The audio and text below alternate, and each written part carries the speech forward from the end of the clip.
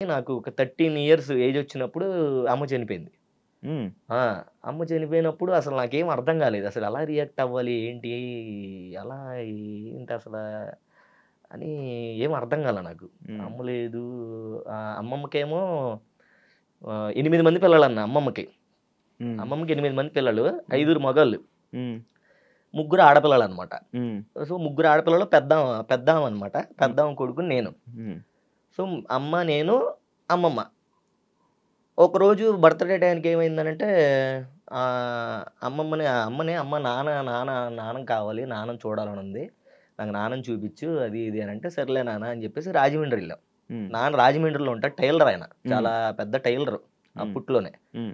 So, 'Michael Jackson' గారికి కూడా India వచ్చినప్పుడు అప్పుడు సూట్ ఏదో కుట్టారంట ఆయన. అంత టైలర్ అంత పెద్ద టైలర్ ఆయన. మా అమ్మ చెప్పేది నాకది. హ్మ్. హ్మ్. సో, బాబురావు ఆయన పేరు. హ్మ్. సో, "ఎళ్దాం అమ్మ నా బర్త్‌డేకి నువ్వు తీసుకెళ్లాల్సిందే" అది ఇది అని చెప్తే, సర్లే అని తీసుకెళ్లారు. హ్మ్.